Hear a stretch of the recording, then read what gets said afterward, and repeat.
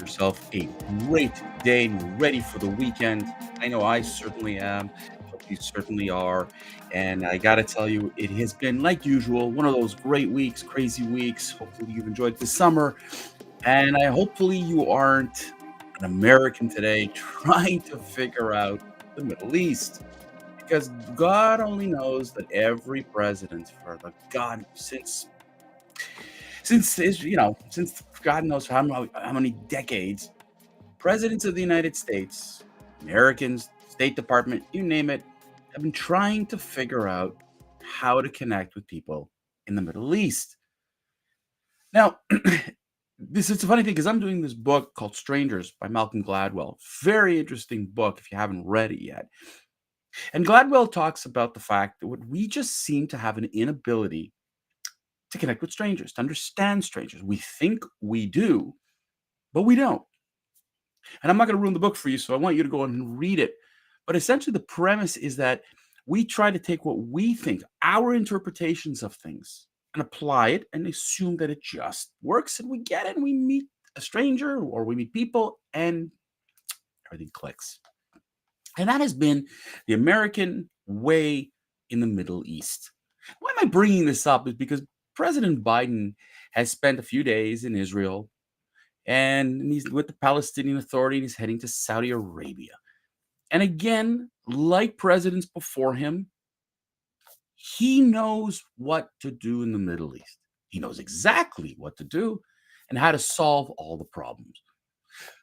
Let me backtrack for just a second here. Because if you look at the Middle East and you look at presidents in the United States, since the late 60s, the only comment that you hear from presidents has been the solution to peace in the Middle East is the two-state solution between the Palestinians and the Israelis. Listen to what I just said. The solution for dozens of countries is that if two parties, Palestinians and the Israelis, get together, create a two-state solution, a home for the Palestinians, essentially, there'll be peace amongst all of these countries. What a crap, no? Doesn't it sound a little bizarre that a bunch of countries are going to suddenly whatever? And this has been the mantra, especially for Republican and Democratic presidents. Clinton, Obama have said it again and again. The Bushes have said it again and again. And all of a sudden, you sit there and you scratch your head and you say to yourself, Wait a minute, shouldn't this be resolved already? Because we know better. We are Americans. We know better." And you could call it American arrogance. You can call it an American empire in the move here. Call it whatever you want. But American presidents have been trying for decades to say this is what it is. And it's not just them. The European community has been saying it. Other countries have been saying it. And it's been absolutely bizarre. Because do you think that the wars that are going on between the countries, in Yemen or in other parts of the Middle East are actually looking at the Palestinians and Israelis going, yeah, you fix your problems and it'll all disappear over here. You think Iran's going to suddenly not have a nuclear program because the Palestinians and Israelis have a peace treaty together? It's such a load of garbage. The Trump administration came in and did a complete 180 and said, you know what? We're not even supporting the Palestinians. We're done. We're finished because they're full of it. And we are not going to do this. We're going to create peace in the Middle East the right way, which is bringing a country and sitting with Israel and creating this accord, the Abraham Accords.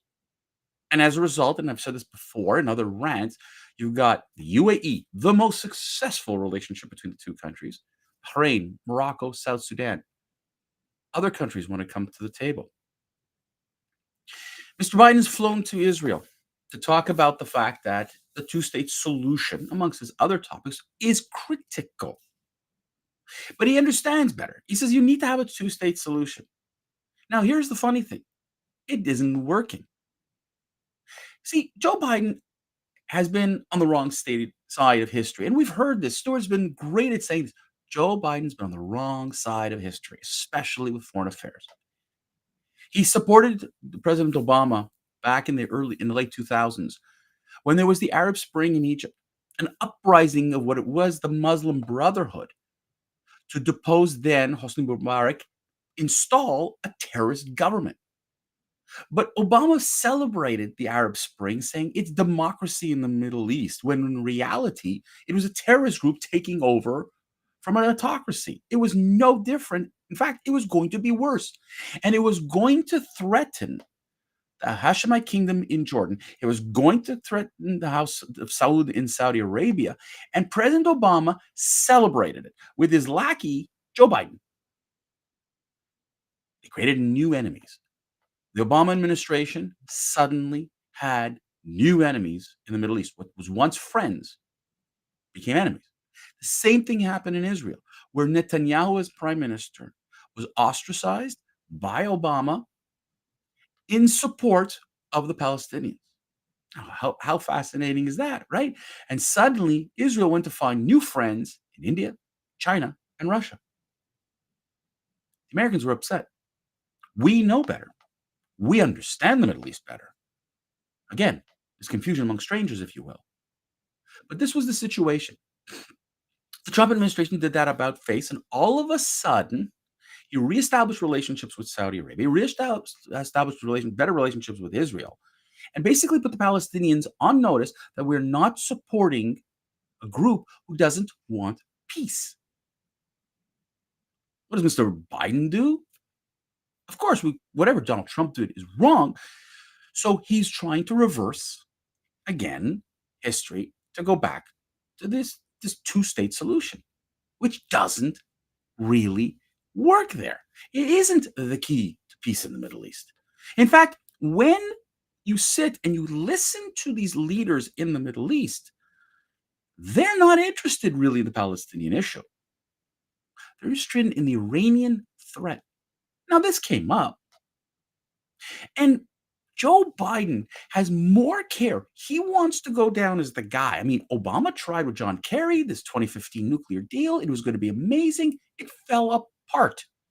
Why? Because Donald Trump said, no, it's flawed, and we can't trust the Iranians. Here we go again. Joe Biden running right back to the table saying, oh, no, we need a deal.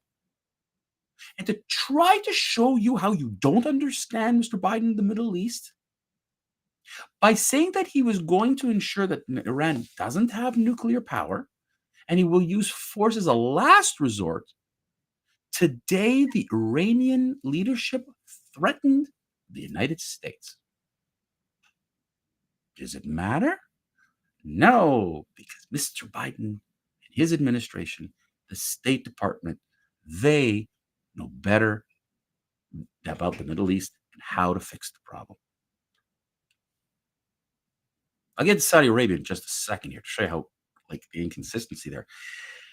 But today, Mr. Biden met with the Palestinian Authority head, Abu Abbas. And hey, listen, we're committed to a two-state solution. We're committed to its two-state solution. But what you don't hear, Mr. Biden, is what Mr. Trump did. We're not committing to a two-state solution unless you commit to a two-state solution. See, the Middle East is not the Bronx. The Middle East is not some hood in Chicago. The Middle East is not some neighborhood, it's not Compton it's not in LA. It's not the United States. The cultural differences between the Middle East and the United States, the West, Canada, you name it, is enormous.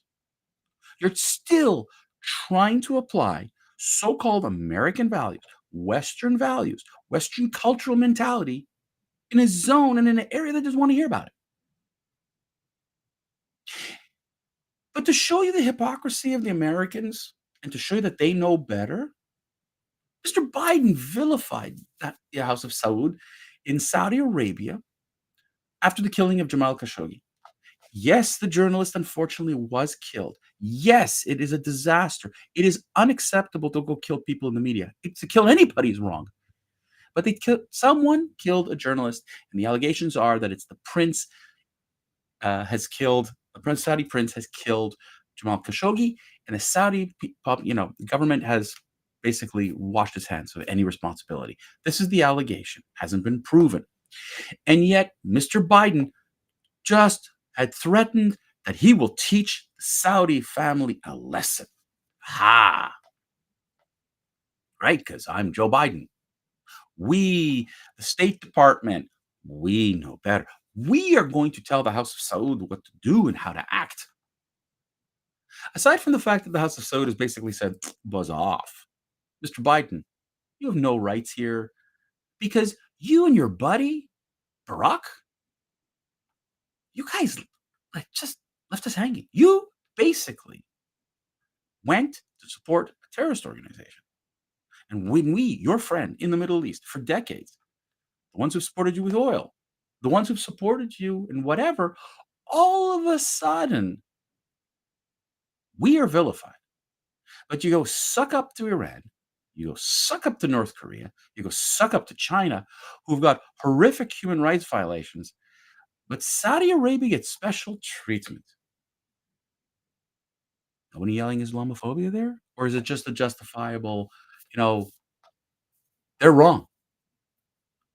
Mr. Biden said he wouldn't shake hands with any of their leadership because of COVID. Because he wasn't going to do COVID restrictions. He wanted to protect himself from COVID. How stupid are you, Mr. Biden? Everybody knows. You want to ignore the House of Saud? Good for you. But now you're coming in with the tail between your legs, and you're suddenly going, hey, you know what? We have a problem. We need to fix the oil problem. And one of the countries that can help would be Saudi Arabia. And now you got to go to Saudi Arabia, hat in hand, and say, please, sir, can we have some more? You want better prices? You want more oil? Because you're not going to drill more. Of course not, because you have to say, because on this side, you have to save the environmentalists because they're your voters. The granola heads need to support you. Like, oh my God, God help you if you drill more. On this side, you got people who are pissed off because gas prices are through the roof and you got to figure out how to drop prices. And you've insulted the House of Saud. And you're thinking, oh yeah, I could just go in there. I'm Joe Biden. We're the State Department. We're the Americans. We're going to fix this problem. How have you done so far, Mr. Biden? The amazing thing that Joe Biden is going to fly a direct flight from Tel Aviv to Riyadh is completely lost on many who are watching this shit show in action. You see, there are no direct flights from Tel Aviv to Riyadh, Saudi Arabia. There have never been. In fact, flying over that airspace is a whole complication. But the House of Saud had insisted since the establishment of the State of Israel to not accept a single direct flight from Tel Aviv. And yet, thanks to the Abraham Accords, thanks to the relationships that being established between Saudi Arabia and Israel, thanks to the fact that both countries are more concerned with the common enemy, Iran, and are looking to try to work together towards fixing that problem, that Joe Biden and Air Force One and that whole to Riyadh, it's lost on of what is important to the people East. Joe Biden's only concern is getting votes. He needs the support of the squad, so he's going to say whatever and however to satisfy the squad. He's going to do and say whatever in order to satisfy and get votes from the left. He's going to say and do and satisfy the granola heads that want the environmental, blah, blah, blah. He will do and say what he wants. Behind the doors, he's getting crap from almost every leader in the Middle East because he just doesn't get it.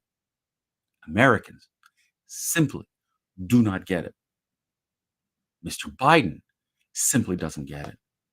By going back to a policy that doesn't work, a two-state solution, insisting Israel be the one to fix the problem, by going and insulting the House of Saud, by thinking you know better, by making some crappy deal with Iran and then pretending that you're supporting Saudi Arabia, Israel, UAE, Qatar, Oman, all Egypt, all the rest of the countries that are actually scared of this existential threat, Mr. Biden, you simply just don't get it.